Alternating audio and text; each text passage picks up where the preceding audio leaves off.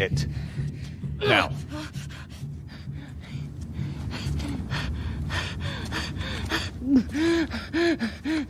Get up. Fucking get up. Please stop. Please don't shoot. Please get up.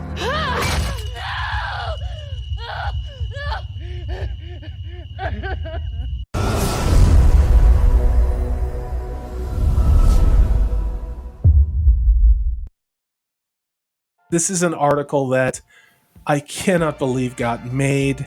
Actually, I can't.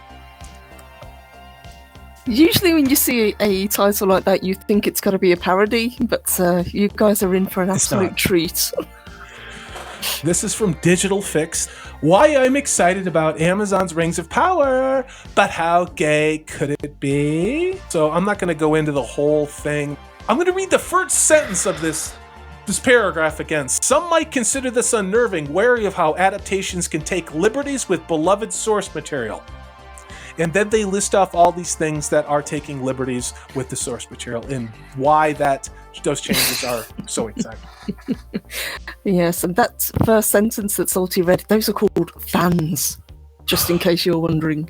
Yeah.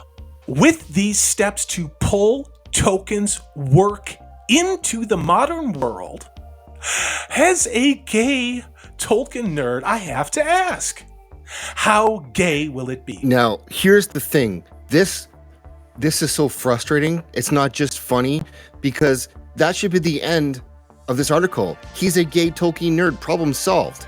You already are a fan. So clearly, you can identify with the source material already, or you wouldn't be a fan and a Tolkien nerd. So stop the article, say, hey, look, it's for everyone already, and then f*** off. Thank you. I don't get this, guys. You know, I don't get this. I don't understand this. Why do you need to see your politics, your lifestyle, the way you look, who you have sex with, in a made-up story about wizards and dragons and magic rings? Why?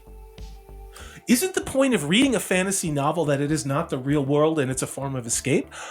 I mean, there are a lot of fantasy stories that have characters with different sexualities.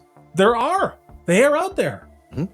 It's just not a man who was born in the 1800s, who served in World War I, who wrote his stories in the 30s and 40s and then published The Lord of the Rings in the 50s, who was a devout Roman Catholic before Vatican II. Look that one up.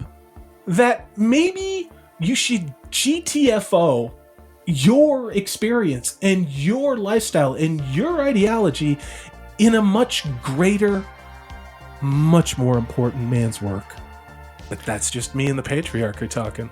With all these steps to pull Tolkien's work into the modern world as a gay Tolkien nerd, I have to ask, how gay will it be? And this article was created to start telling you what is going to drop in the next couple of days. Mm-hmm. To quote the article, already I can prophesize that what certain Tolkien's fans might say. But there aren't any gays in Middle-earth. There's no need for sexuality. Yes, and it's also disturbing that first sentence, to pull Tolkien's work into the modern world. That is what it's all about. It's not fantasy anymore. It's not escapism. It is interjecting modern-day politics and sensibilities with a fantasy veneer. At its bare bones, the fantasy genre requires its audience to suspend their disbelief and to be submerged into a world that bears no semblance to their own. Does this author have brain damage? Yes. No, but absolutely. I think I'm getting brain damage listening to this. At its bare bones, the fantasy genre requires its audience to suspend their disbelief and be submerged into a world that bears no semblance to their own. So why do you need to see yourself in it if it bears no resemblance to the modern world? He defeats his own point through this entire article. That's all he does. That's why I brought it up. Yeah. Tolkien, Jackson et al. Ask you to believe in elves, wizards, and giant spiders. Yeah. Indeed, believing that two hobbits could fall in love, oh fuck you, oh my god. Believing that Sam and Frodo could fall in love isn't a leap from those same hobbits destroying a magic ring. Yeah, I don't want to hear about his made-up fan fiction. I never thought about who Frodo was f***ing during The Lord of the Rings. I never thought where Bilbo was jerking off during The Hobbit. Our longest surviving examples of fantasy fairy tales are built on foundations of heterosexuality.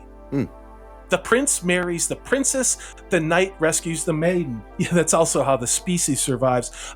Tolkien is rife with couples and marriages. So would you say that's a negative? He's saying that's a negative. You have no idea what's coming to this Rings of Power. You just have no idea. Go ahead. I'm sorry, Zach. No, I'm going to say that's he's saying that this is a negative. There's too many couples and marriages. Yes. And his solution for that is to add more couples. Yes, but same-sex couples, so there's difference. Yeah. But to equate sexuality solely with sex is reductive and shouldn't preclude the inclusion of non-straight sexualities. I'm going to ask anybody on this panel and anybody in chat, does it matter who the author was who created these characters if this is not the story that he wrote, but it contains some of the characters that he created, and yet the story is entirely made up by two dipshits who weren't good enough to get their own Star Trek movie made. But now we have $1 billion, 5-season Middle-earth show on Amazon, somehow, for some reason. No experience. I was going to say, this is different optically than when they gave Captain America to Ta-Nehisi Coates to write. Like that's an obvious upfront you to the character. Yeah. But this is the same thing, because these two guys will do whatever it is you want them to do, and they will destroy whatever it is you want them to destroy, because they have no choice, because this is the only job they could get, and their careers will be garbage after that, but they've served their purpose.